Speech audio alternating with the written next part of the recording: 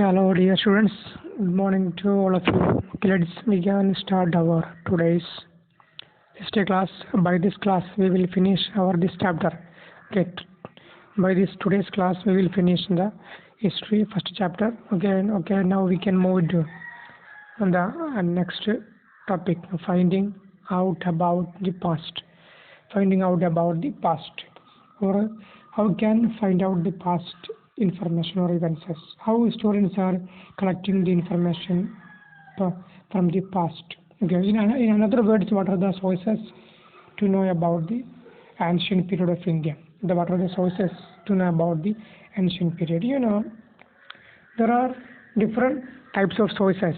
There are different types of sources are using the or collecting the historians to know about the past. We can classify these sources into different heads. One is, the manuscripts. You can see number one is manuscripts. What is manuscripts? The manuscripts are the books or document written by hand. It is a written hand document. Handwritten document is called manuscripts. This word manuscripts is derived from the Latin word manu, which means hand. Okay, the word manu means hand. It is a Latin word. From this Latin word manu, the manuscripts, handwritten document, is derived. Okay. Then these manuscripts are usually written on the palm leaves, bark of trees, etc. On the ancient period, there is no paper. We or the human beings did not invent the paper. So mainly such manuscripts we can see on the palm leaves, a special leaf of the palm to written documents, as well as the bark of trees. Bark of trees, after they were using this hailing, they were written the trees bark. Okay, and the many of the manuscripts are written in Sanskrit language. In Indian case, or according to the ancient Indian sources, the most of the manuscripts are written in the Sanskrit language, but few of them are written in the Tamil and the Prakriti language. Most of the ancient Indian manuscripts are written in the Sanskrit language, but not fully Sanskrit, but Tamil and Prakriti language also used to written the, or we have the evidences to know about this past through these manuscripts. Okay. Then the second form of the evidence is inscriptions. Inscriptions are the second form of the evidences. It is a written document mainly on non-perishable materials, as stone, metals, walls, pillars, etc. Okay. Inscriptions were written on the clay tablets, pillars, stone, walls, metals, etc. So such now we are writing on the non-perishable materials is called inscriptions. The mainly king's orders are inscribed on inscriptions. The mainly king's orders, the orders of the kings, we are writing on the inscriptions.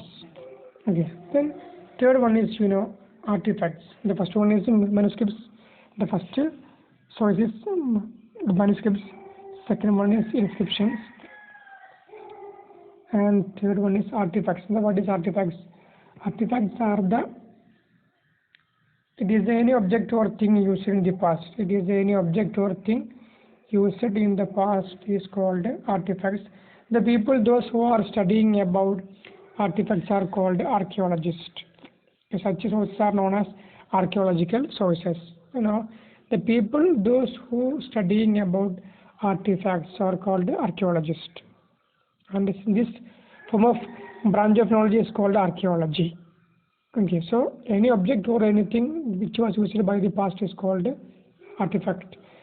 For example, the stone implements, stone tools, clay potteries, caves, dress, such any tools and weapons or anything which was used by the past man, we can call as artifact.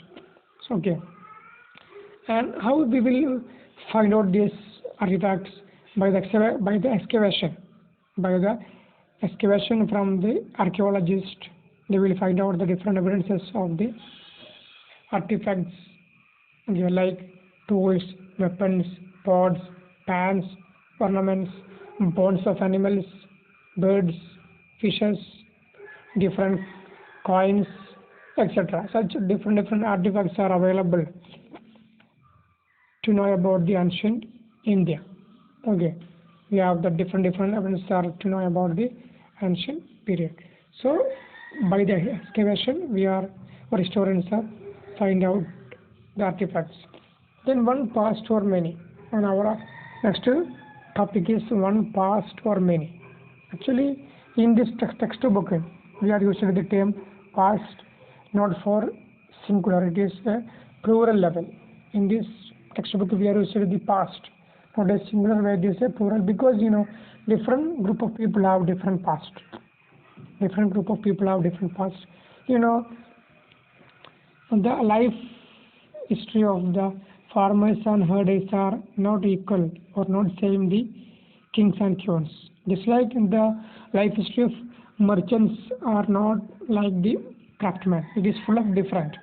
So the farmers people have their own life situation and history. The kings and queens have their own life history. The merchants have their own life history. Then craftsmen have their own problems and history. So different people have different history. So we can call there are different past. Okay. Then what do dates mean? What do dates mean? It is history. Histories and the dates are very important to historical knowledge.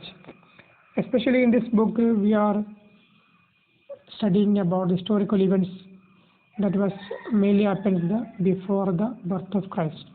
Other AD or CE also we will discuss, but mainly in this book we are going to discuss about the historical events of the BC or the before Christ. So we will use BC to the historical period. To historical period or to identify the historical period, we are using the BC. Okay. So this is the importance of the dates in history. Okay, anyway, now we can stop our today's class. Our history first chapter is over. By the next class onwards, we will start geography first chapter. Okay, thank you for all. Good morning.